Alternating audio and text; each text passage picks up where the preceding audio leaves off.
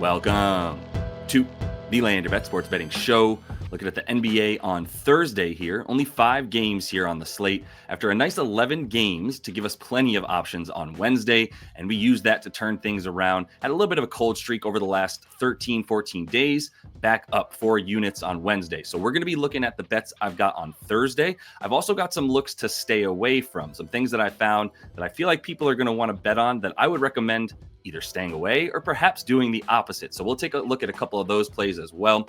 If that all sounds good, give that video a like. Let's get right into it. Needed that, man. 11-7 on Wednesday, plus 4.1 units. Now up to 37 exactly on the season. And we needed that. Like I said, we were going through a little bit of a rough streak. The bad beats, I think I might make a little bit of a video here with some highlights from the bad beats and exactly how we lost some bets over the last couple of weeks. But with the volume that we played yesterday, shelled out the right units in the right spots, felt really good about it, and we did pick up those units. So looking to continue that today. I'm just going to go over the ones we didn't get. There's a lot of really good on there that I like, and no regrets on those wins either. I don't feel like any of those were too close or bad calls. All of those were really clean wins on all of these. Everybody went pretty cleanly over, and David Roddy went pretty cleanly under. So felt really, really good about those looks. Not much sweating going on there. As far as the losses, Paul George on the rebounds and assists didn't get as involved, but there is something to the idea that we should be taking Paul George points when he plays without everybody that missed yesterday, like everybody, right? It's just him and Maxey with some Kelly Oubre and Yabusele out there. And when that's the case, we got to look at Paul George points. He's going to take a ton of shots to try to keep his team in games. So we'll look at that moving forward. In addition to the rebounds and assists, we still have a great numbers of value there, but I do think we got to start including the points more in those situations. Vic Krejci had 6 assists, and that was the story of that game here. Vic Krejci, Dyson Daniels, all 3 of those picks from the Hawks lost. Dyson Daniels was not the one diming up. Everybody else was. And we attacked assists against the Bulls because they're awful and they limit no assists, right? They allow the most assists or second most on the season, but just a ton, especially to point guards. Thought that Dyson Daniels would get that PG role. He did not get it quite as much. Everybody had 6+ assists except for him, it felt like, on this team. And Vic Krejci was one of those guys who had the assists and not the shots quite as much. So we'll have to look outside of just the threes for Krejci when he's playing without all the guys that were missing for Atlanta. And for Dyson Daniels, also got to consider the points in these situations because there's not many guys to score for them. So we'll look at that moving forward when there's all those guys out, but kind of an anomaly. I don't think the Hawks are going to be missing their top 4 players much moving forward. For Michael Porter Jr., not a good look. Once Jokic was out, that game was just total coin toss and probably should have been stayed away from. Couldn't really project the lineups there. Thought Porter Jr. would still come through with the shots, and he just didn't even get the volume of looks. That's really what the issue was. It was all Russ and Jamal Murray, and Christian Brown had a nice game. So we missed on that one. Kessler didn't get the boards because Mark Williams is freaking Hakeem Olajuwon or Shaq or a combination of the two. But Mark Williams is on a heater for the Hornets, and now there's no more Nick Richards on the Hornets. He got traded to the Suns. We'll be looking at Nick Richards stuff on the Suns because he'll get a lot of PT, and we got to get back to Mark Williams because this is the man in Charlotte right now. So we'll go back to him instead of the opposing center moving forward and at least consider that. And Rudy just didn't get the 11th board. He had 7 at the half. He had 9 going into the 4th.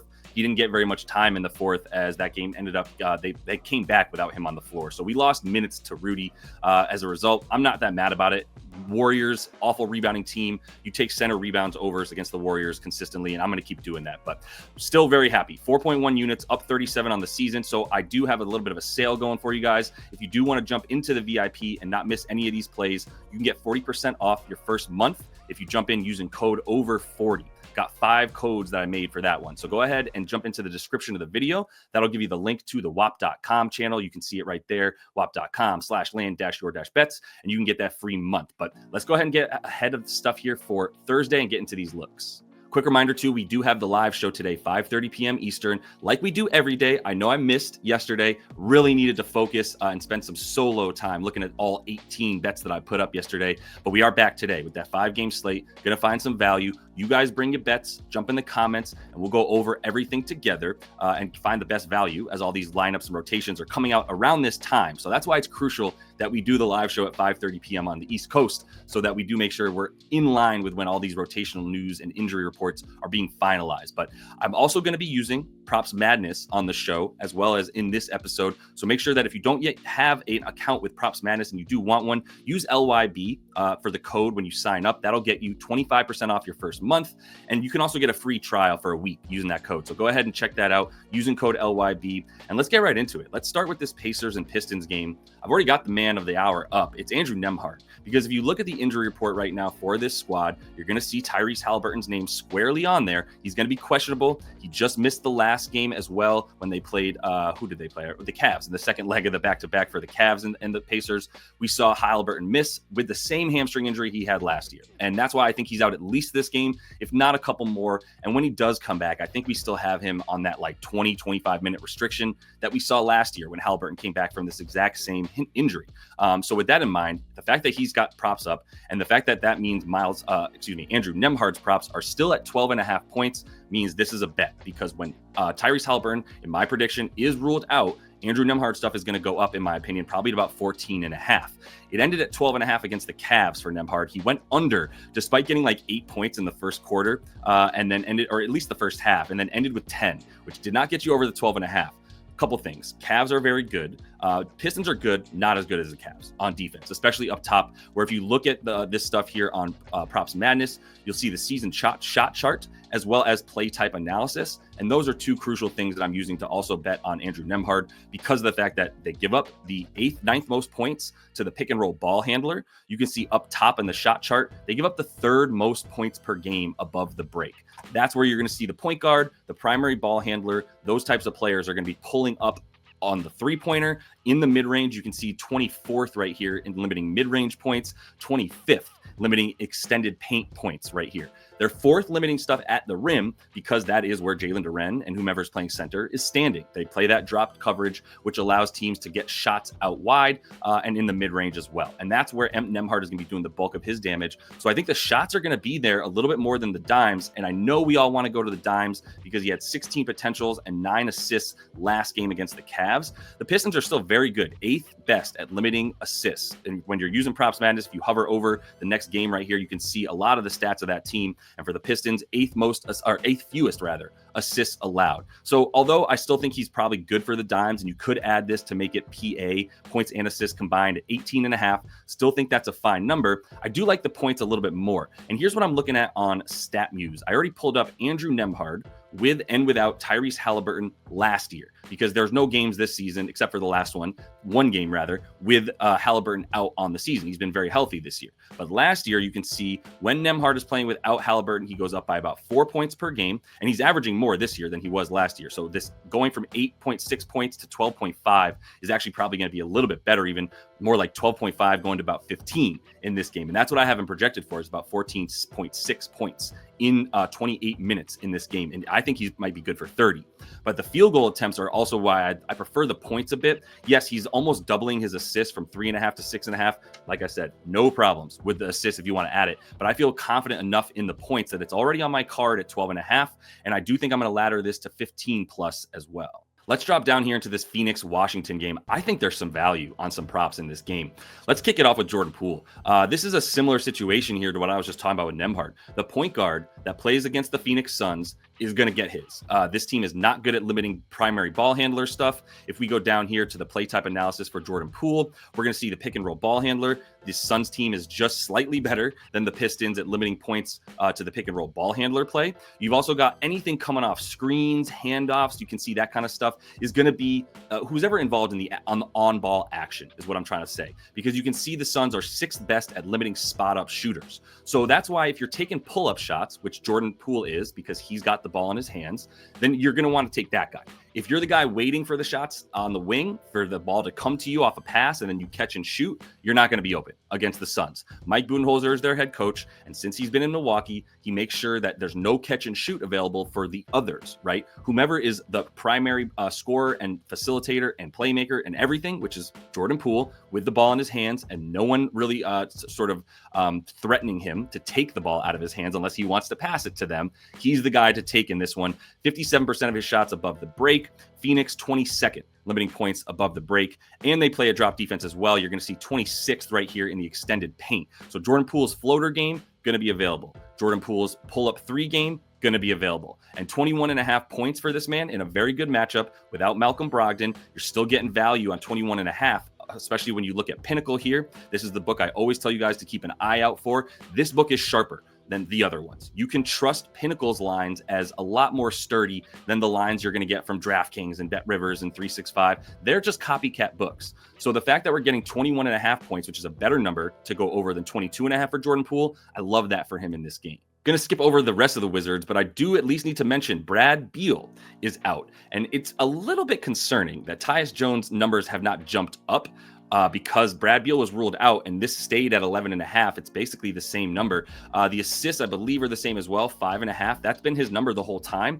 I took him for the points and assists.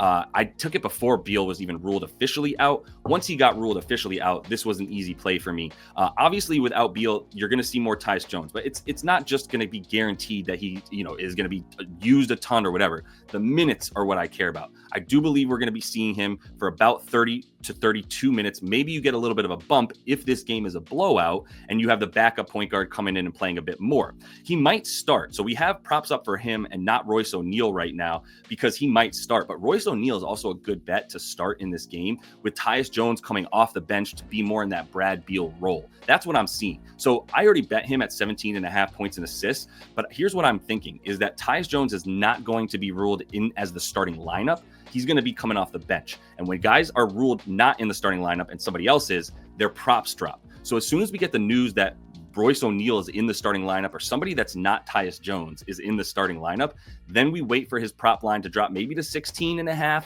maybe even 15.5, and then we go over. Because I think the minutes are still safe at about 30 minutes for Tyus Jones, but we could get a little bit more value. That's the only reason for waiting. So if we take his minutes and filter it to 30 plus on the season, we're going to see these numbers jump up a ton, right? This is the points and assists. He's averaging 21 on the season in the 21 games that he played at least 30 minutes. And I believe a lot of those you're going to see, like if you hover over, you can see the players that were missing in those games. You're going to see, okay, Grayson Allen, Royce O'Neal were both missing. Booker and Grayson Allen. Booker and Grayson Allen, Booker and Okogie, who's not on the team anymore, Brad Beal. Now we're going to get a whole bunch of Brad Beal missing, Kevin Durant. So at least one guy is missing in all these 30-plus minute games, whether it's KD, Booker, Grayson Allen, Royce O'Neal, and Brad Beal. All those guys, at least 1 to 2 of them have been missing in games where Tyus Jones plays 30-plus, and that's what we're going to see here tonight against Poo-Poo Washington's defense. So I love Tyus Jones to get his points and assists, but don't forget, you could wait and maybe even get this points and assists at 15.5 and let it drop a little bit if Tyus Jones is not ruled in the starting lineup. Should at least mention KD as well. This is one of the stayaways that I was mentioning I would be giving you guys. The points is where I'm at. I know that this is Kevin Durant. I know this is the Wizards. Kevin Durant is from the DMV area, the DC, Maryland, Virginia area. They call it DMV. He's from that area, right? It doesn't really matter to me. I don't care that Kevin Durant's going home to play ball again. I don't think that's a reason to take 27 points for him, which he has not gone over very frequently this season. Now, let's put him in there without Brad Beal and see how that impacts things. Brad Beal's missed 5 games. Still, he's at 24 a game. He's only gone over twice in those games without Brad Beal. I just don't think that the usage is going to necessarily be that high for KD against the Wizards. Now, if you want to take rebounds and assists, I do think he's going to be involved. I don't think this is going to be as big of a blowout as we might think. That's at 11.5 points. I'd be taking the Wiz. I'm not going to, and I'm not going to take a Wiz, but I would be taking the Wizards plus 11.5 before I took the Suns minus 11.5. I'm taking neither. I will make that clear. But I just don't think it's going to be 20 points in the second quarter and that Phoenix is going to run away with this thing. I think Jordan Poole and the guards up top for the Wiz are going to keep this thing close. But the points are just so damn high for KD and the usage. On the season, the hit rate, just want to make sure I get this right for all the games, 13 of the 29 that he's played in, 44.8%. Not an awesome hit rate at 27.5. This was even 28.5. We might see this get back up to 28.5, and that's a wonderful under for me. But the rebounds and assists would be an over. The points are just a stay away because I can't get up to 28.5, even 27.5 with KD right now. As we jump into the game of the night, without question, 2 best teams in the league, Cavs and the Thunder. Just go ahead and give that video a like if you're getting anything out of what we're bringing you here, and help me out as well if this is helping you out. But let's get into this game for the Cavs and the Thunder. And the key thing here is that Isaiah Hartenstein, starting center for this squad for the Thunder, is out officially in this game. It looks like he's probably going to be out about a week for him. So they are going to be going small. We're going to be seeing some more Jalen Williams, Jay Jalen Williams, not J-Dub, the other one without a Y here. But we probably, I don't know if he's going to start. We haven't seen him available without Hartenstein. I believe he started maybe one game actually without Hartenstein, but we still don't have his props up for Jalen Williams. I'm going to wait on those because I think they're going to have to play him at least 20 minutes. And if we get some value on the 20 minutes for J Will, I'll say, then I think points or rebounds more specifically are going to be there for him. The other thing is I was telling you about some bets that I'm staying away from potentially. Kevin Durant points, as I mentioned, is one of them. Jared Allen and Evan Mobley, it's tough to take their rebounds even though you really want to. Only reason that I'd be scared of their rebounds right now, even though this team for the Thunder, I should mention why I'm talking about this, 28th in opponent rebounds allowed for OKC. They're not a good rebounding team, even with Hartenstein out there, and now they don't have him. So Jared Allen probably should get his boards. Problem would be, I don't know if he's going to get run off the court with OKC just deciding to play small ball. And here's why I would think that. If you look at the box score from the last game, look at these minutes here for Mobley and Allen. Played 35 for Mobley and 32 for Jared Allen. That was the majority of the time, right? That these three basically with Garland, Mitchell, Allen, four, and Mobley were all on the floor. They went double big lineup very often in this game for the Cavs.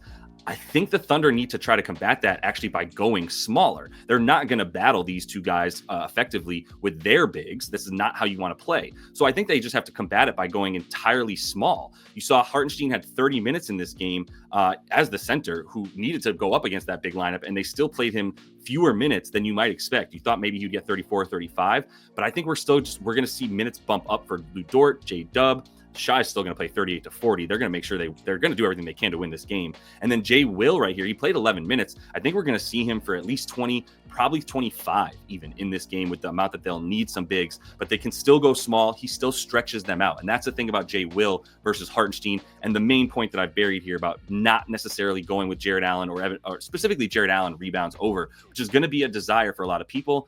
I think he's going to be pulled from the rim on defense too often where he's going to be guarding J Will. And as a result, J Will is going to pull him from the basket because he's standing on the 3-point line. He's not going down low. So I'd be wary of Jared Allen rebounds, even though that's where everybody wants to go. And this isn't a bet yet. I'll be finalizing all this stuff once again on the live show, 5:30 p.m. Eastern. So we'll talk about Jay Allen there again. And we'll also talk about this man, Caris LeVert, because I'm interested in potentially taking his points in this game. He only played 20 minutes in the last game, still took 9 shots in the 20 minutes that he was out there. Pretty good number and usage rate for him.